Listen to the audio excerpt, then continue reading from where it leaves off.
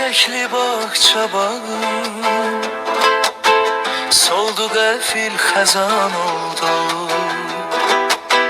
Sevgi dolu öten ömrüm, sonu ahı fəğan oldu.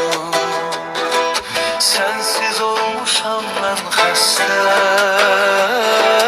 yüreğim çırpınır qəfəsdə. Gözləyirəm son nəfəsdə, qoyma tənhalıqda ölüm. İnsaf eylə qayıt günüm, görmədim mən qüssə kədər.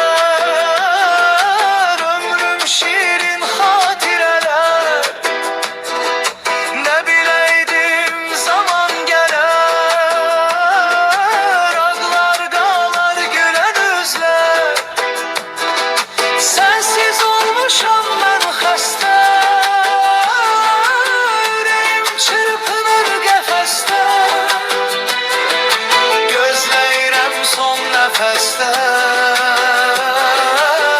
Qoyma tənhalıqda ölüm, insaf eylə